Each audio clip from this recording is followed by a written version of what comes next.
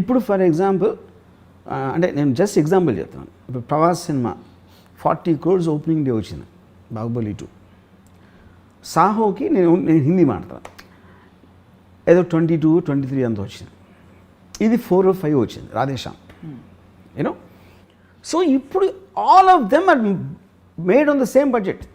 అది బాహుబలి 2కి 20-30% అంతే చేశారు, అన్ని ఆ కాస్ట్లన్నీ అవి మారలేదు. ఎందుకు? With the hope that they will reach there.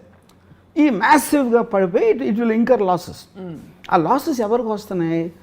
2 ముగ్గురికి వస్తాయి, హ్యాండ్ఫుల్ ఆఫ్ పీపుల్ లెట్స్ సే.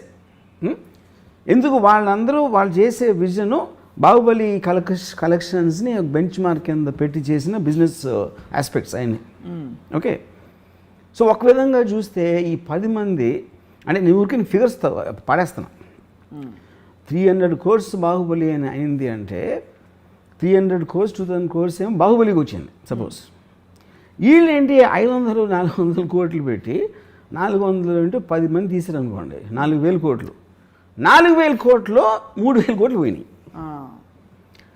అప్పుడు రాజమౌళి వలన ఇంత నష్టం వచ్చింది ఇండస్ట్రీకి అంటే చాలామంది నాకు కొంతమంది ప్రొడ్యూసర్స్ ఈ రాజమౌళి నాశనం చేసాడు నా కొడుకు అని బూతులు తిరిగినాడు. ఎందుకు? వాళ్ళకి అక్కసు. ఇప్పుడు వాడి సినిమా ఆడింది కాబట్టి ఇప్పుడు ఈ ప్రతి డైరెక్టర్ నాకు అది కావాలి, విఎఫ్ఎక్స్ కావాలి, ఈ సబ్జెక్ట్ తీస్తా ఆ సబ్జెక్ట్ తీస్తా అని దొబ్బుతున్నాడు.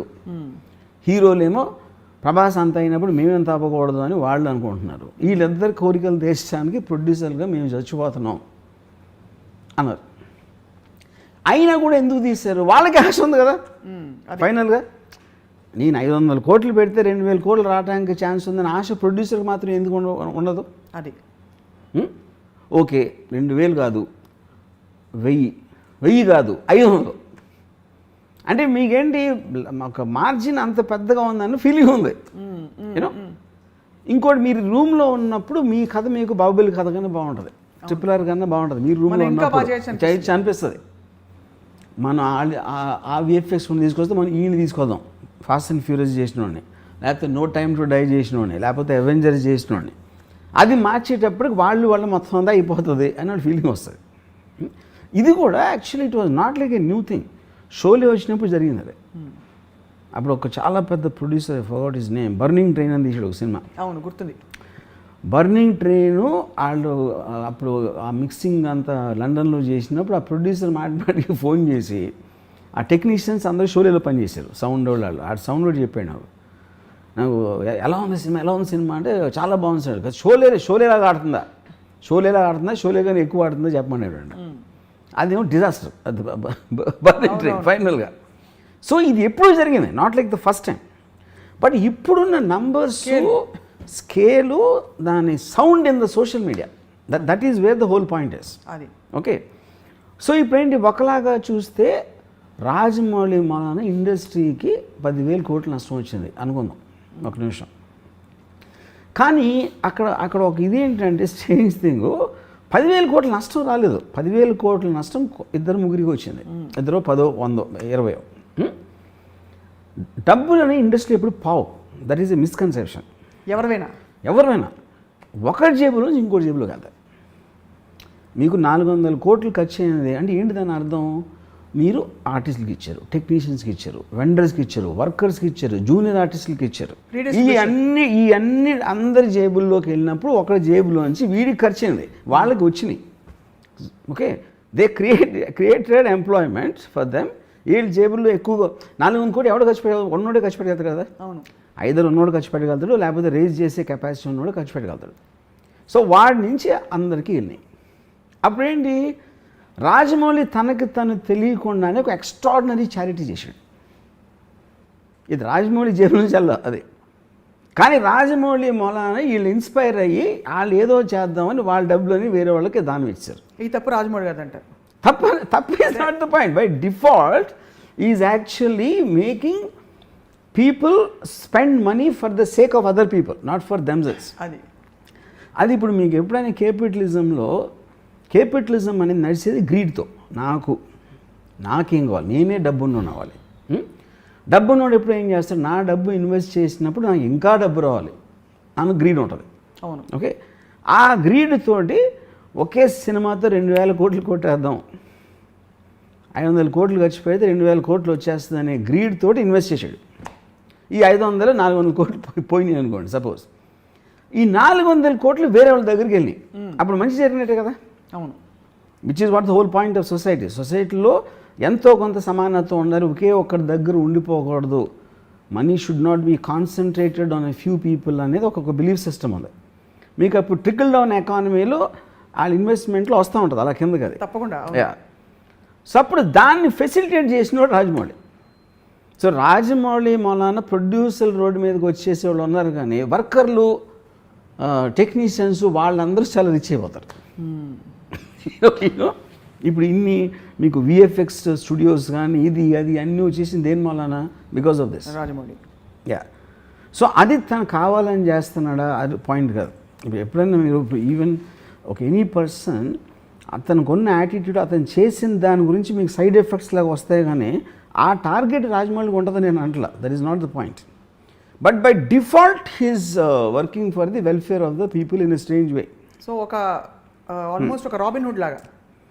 Yeah, you can say Robin Hood, like ఫినామిననే కదా, unintentional Robin Hood. Correct. Robin Hood ఉన్నవాళ్ళ దగ్గర నుంచి నాకు I like this Rajamouli Robin Hood అంటారు. కరెక్ట్. అంటే గొప్పోళ్ళ దగ్గర నుంచి డబ్బులు కొట్టేసి బేదోళ్ళకి పనిచేయటం. కానీ ఇక్కడ ఒకే డిఫరెన్స్ ఏంటంటే తను కొట్టేయకుండా వాళ్ళతో వాళ్ళే కొట్టేయించబడి అది దేవుడు వాళ్ళే వాళ్ళని దోచుకుని ఇచ్చేస్తున్నారు పేదలకి. యా, దీని ఎగ్జాంపుల్ ఎక్కడ చూశానంటే నేను, యా దట్స్ పాయింట్. ఇప్పుడు నానా పాటేకర్ ఒక అలవాటు ఉంటుంది ఆయనకి, ఏదో ఒక బాబా ఏదో సమ్ కైండ్ ఆఫ్ ఏ ఒక ఆశ్రమం, బాబా అంతే హిజ్ నేమ్ ఇస్. రెమ్యునరేషను నానా పాటేకర్ 4 కోట్లు తీసుకుంటే 2 కోట్లు ఆ ఆశ్రమంకి ఇవ్వాలి.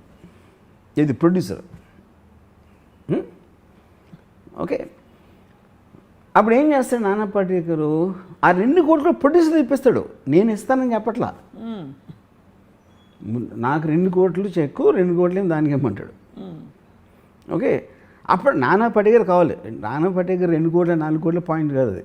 ఈ 4 కోట్లు ఒప్పుకుంటే ఆడు ఎవరెవరికి ఇమ్మంటే అడిగేస్తాడు. అవును. నానా పాటేకర్ ఉద్దేశం ఏంటంటే వీళ్ళలో గిల్ట్ తెప్పించాలని. అతనే ఇప్పిస్తే దీన్ని నేర్చుకుని ఇంకో 10 మంది చేస్తారని. అప్పుడు ఏంటి ఇంకోటి ఏంటంటే Rajamouli one of the biggest, అంటే తనకున్న ఒక డేంజరస్ వెపన్ ఏంటంటే సైలెన్స్. అవును, అంతేగా.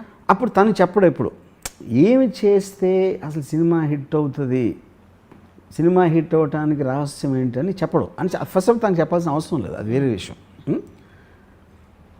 అప్పుడు ఏమవుతుందంటే తను చెప్పకపోయేసరికి వీళ్ళు ఊహించుకోవడానికి ఛాన్స్ ఉంటుంది. వీళ్ళు రకరకాలుగా ఊహించుకుంటారు. ఇప్పుడు ఫర్ ఎగ్జాంపుల్ నేను ఎప్పుడైనా రాజమౌళితో మాట్లాడినప్పుడు మెసేజ్ ఏదో నేను అడుగుతాను క్వశ్చన్, దానికి తను ఏదో చెప్తాడు. ఇప్పుడు నేను బాహుబలి సినిమాలో ఎంత విజువల్ గ్రాండియర్ ఉన్నా, ఎంత ఎక్స్ట్రాడినరీ విఎఫ్ఎక్స్ ఉన్నా కూడా ఫైనల్గా బ్లడ్ అండ్ స్వెట్ ఉంటుంది. That is the relatable factor. ఒక హ్యూమన్ బీయింగ్కి రిలేటబిలిటీ ఫ్యాక్టర్. ప్రభాస్ దెబ్బలాడుతున్నప్పుడు అతను చెమట లేకపోతే కొట్టినప్పుడు రక్తం, ఆ ఆస్పెక్ట్లో మీకు ఆ ప్రభాస్ క్యారెక్టర్కి విపరీతంగా మనం కనెక్ట్ అయిపోతాం దాంట్లో. అది ఇప్పుడు మీరు విఎఫ్ఎక్స్ ఇప్పుడు ఈ రాధేశ్యామ్లో కానీ లేకపోతే మన ఆదిపురుష్ టీజర్లో you don't find that. That is the reason మీకు ఒక సడన్గా ఒక నెగిటివ్ ఫీడ్బ్యాక్ వచ్చేస్తుంది. అవును. ఇప్పుడు ఒక అమ్మాయి థియేటర్లో కూర్చుంటే she can fall in love with Prabhas in Baahubali. I don't think she will do that same in ఇప్పుడు చెప్పిన సినిమాలు ఆదిపురుష్లో. సో ఆ కైండ్ ఆఫ్ ఏ కొన్ని ఆస్పెక్ట్స్ అనేది మీకు పర్సనల్గా ఉంటాయి. ఇప్పుడు తను సైలెంట్గా వెళ్ళిపోయినప్పుడు వీళ్ళందరూ వీళ్ళు ఊహించుకొని వీళ్ళు తీసేసి ఇది జరుగుతుంది. కానీ దీని వల్ల సినిమాలు తీయటం మానేస్తున్నారా, ఇంతంత నష్టాలు వస్తున్నాయని ఎవరు చేయట్లా. ఎందుకంటే ఆల్రెడీ తను బెంచ్ మార్క్ చూపించడం ఉంది. You can't erase that fact. మంచి సినిమా వస్తే 2,000 చేయొచ్చు, 3,000 చేయొచ్చు అనేది చూపించేసాడు కాబట్టి అది ఫ్యాక్ట్ ఆఫ్ ద మ్యాటర్. దాన్ని మీరు ఏం చేయలేరు.